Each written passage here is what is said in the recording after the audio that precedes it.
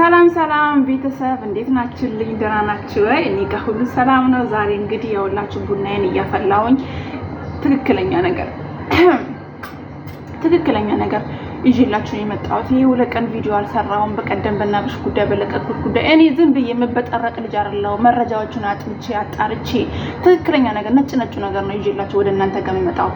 ሞር ደግሞ የበለጠ ቡና ሳልጠጣ ያወራኋችሁ ነገር አትመኑ። ቡና ጠጥቼ ያወራሁት ነገር ትክክለኛ ነገር ነው። ትክክለኛ ነገር ነው የምናገረው። ቡና ግን ሳልጠጣ ያወራሁት ነገር ቅዠት ነው። ኦኬ አሁን ምን ልላችሁ ፈልጌ ነው፣ ዛሬ የማወራው ነገር ትክክል ነው። ቡና አንዴ ለእናንተም ቆሎም አለኝ ለእናንተ ሞቅ ደመቅ እንዲላችሁ አንዴ ቡና ጥጣል አድርግና ወደ ጉዳይ ዘረዝርላችሁ። እኔ ማንንም አልሰማም። በነገራችን ላይ የቤት ኪራይ ደርሶብኛል። ላይክ፣ ሼር፣ ሰብስክራይብ አድርጉ ብያችሁ ነበር። በ21 ነው የቤት ኪራይ መከፍለው። የለኝም የድሃ ምስኪን ምን አለኝ? እከካም ነኝ የለኝም። ስለዚህ ላይክ እና ሼር ሰብስክራይብ አድርጉልኝ። እሰይ ኩሩዬ ህይወትሽን ኑሮሽን እንደዚህ ቡና ጣፍጪ። አዎ እሰይ አሁን ሁሉ ነገር ነው ግልጥልጥ የሚልኝ ክፍትፍት የሚልልኝ ማለት ነው።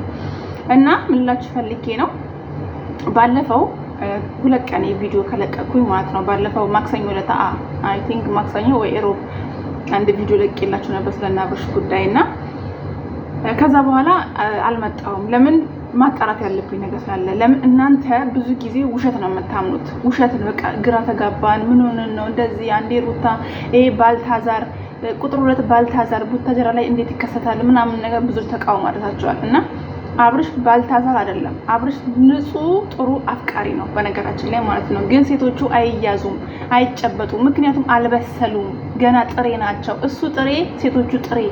በሰለለ ሰው እኮ ነው ትዳር ላይ ቆፍጠን ብሎ የሚኖረው ሳ ወላላ አይዋ።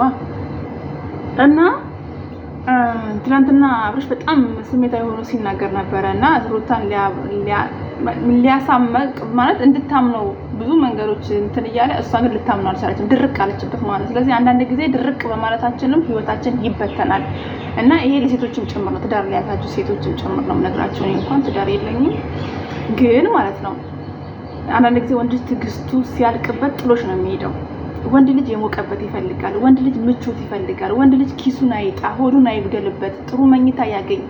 ከዛ በኋላ የመጀመሪያ ፍቅረኛ ሆንሽ፣ የመጨረሻኛ ፍቅረኛ ሆንሽ፣ የመሀል ፍቅረኛ ሆንሽ፣ ኮርነር ላይ ፍቅረኛ ሆንሽ ጉዳዩ አይደለም። ቼክም አያደርግሽም።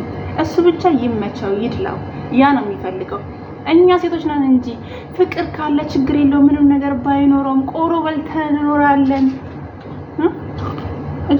እከካም መቼም ከዚህ እከካም ጋር ሰው አትሆኝም። ፍቅር ምናምን ያለሽ እንደ ወንድ ልጅ የተመቻቸልን ነገር ሲያገኝ ለጥ ብሎ ነው የሚሄደው።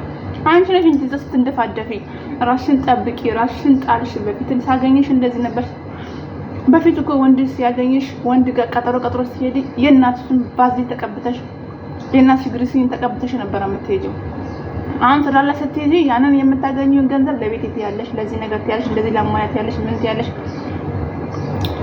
ወንድ ልጅ ፍቅር አይገዛውም ወንድ ልጅ። እና ምን ልፈልግ ነው፣ ሩታ በገዛችሽን ህይወትሽን እየበተንሽ ነው፣ እየበጠበጥሽ ነው። ትናንትና እኔ በአብርሽ ቦታ ሆኜ ሩታ በጥፊ አጠናግራት ነው ያለኝ። በቃ የሆነ ችክ ድርቅ የምትለው ነገር አለ። በቃ ሆነ ይሄ ያለፈ ታሪክ። ማንም ሰው ህይወታችሁ ላይ የተስተካከለ ህይወት ሲኖራችሁ ህይወታችሁን ለመበጥበጥ ህይወታችሁን ለማሰናከል የእናንተ ደስታ የማይፈልግ ሰው ብዙ ጉድጓድ ይቆፍራል። አሁን እኮ ቴክኖሎጂ የተራቀቀበት ጊዜ ነው። ራቆታቸው እንደዚህ ተቃቅፈው ተኝተው እንኳን ቪዲዮ ቢላክልሽ ማመን የለብሽም። አትመኝ፣ ማመን የለብሽም። የምሬን ነው የምላችሁ። እና ቡታጀራ ሄደን ነበረ። ቤርግ ለምን አደርክ ቤት እያለ ምናምን ነገር የኔ ቆንጆ ትናንትና ቤርግ ከዚህ በፊት ከእናት አባቱ ጋር የሚተኛው እኮ ምንም ስላልነበረው ነው። አሁን ግን ቢዝነስ የራሱ ብር አለው፣ የተመቻቸ መኝታ ይፈልጋል። ስለዚህ ቤርግ ሄዶ ቢያድር ምንም ቅር ሊልሽ አይገባም። ባልሽ እንደውም በተመቻቸ አልጋ ላይ ተኝቶ ነው የሚነጋበት። ስለዚህ ቅር እንዳይልሽ። ሲቀጥል ሁላችሁም ነፂ አበረታቷት። ነፂ በጣም ተጎድታለች ጋይስ፣ በጣም ተጎዳችው። እውነት ፍቅር ከባድ ነው። ሴት ልጅ ናት እንጂ የምታፈቅረው ወንድ ልጅ አያፈቅርም። ወንድ ልጅ እንደነገርኳችሁ ወንድ ልጅ ምቾትን ነው እንጂ የሚፈልገው ፍቅር ነው አይፈልግም።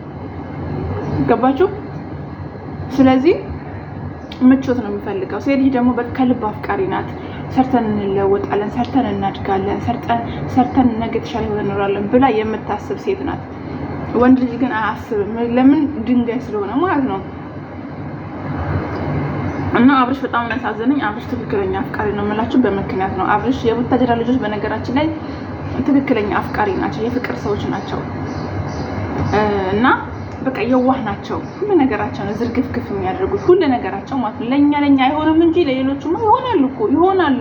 እነዚህ አሽቃባጮች ይሆናሉ። ይሄማ ቡና ሳያስደግመኝ አይቀርም። ቆይ አንጀታችሁ ይቃጠል።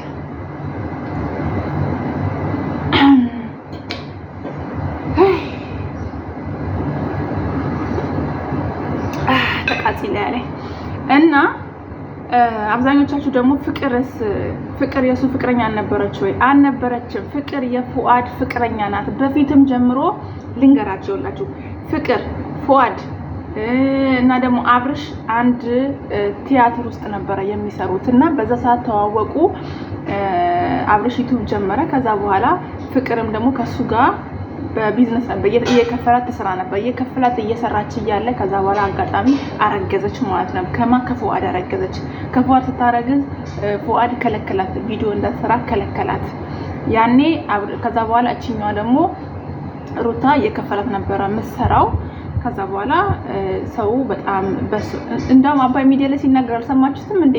ሩታ ኮቴዋ እርጥብ ነው፣ ፍቅርን ኮቴ ደረቅ ነበረች ሲል አልሰማችሁም?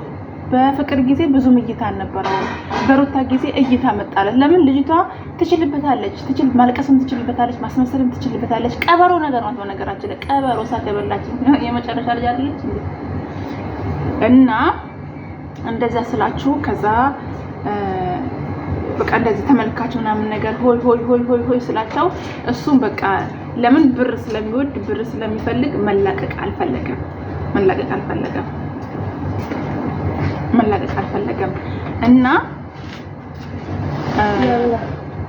እና በዛ ምክንያት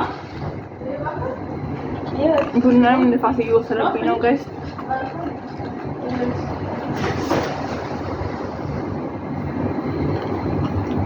እና ምላሽ ፈልጌ ነው። በዛ ምክንያት አብርሽ ሩታ ሊያገባ ቻለ። ግን አንድ ጥያቄ ለእናንተ ልተውላችሁ።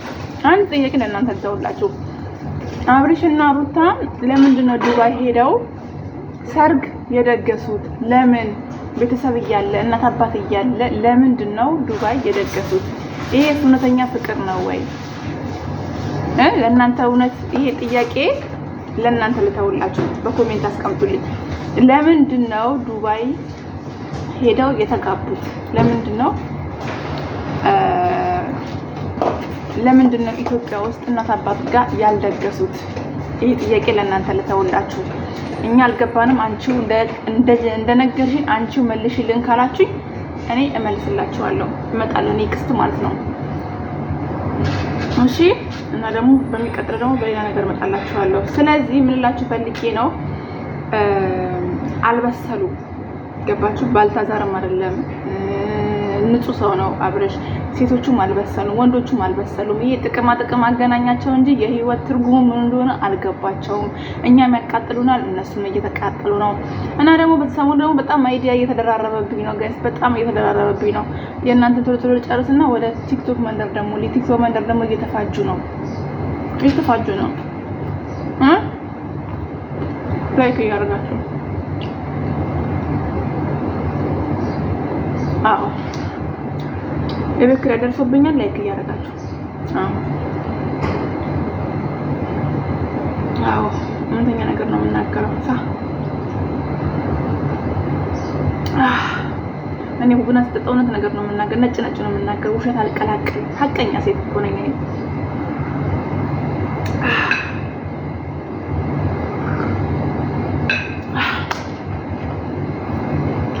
እና በነገራችን ላይ ሰዓቴን እያየች ስልክ ነው። እሺ ሰዓት እንዳይመስላችሁ ስልክ ነው። እና ማለት ነው አይኩሩ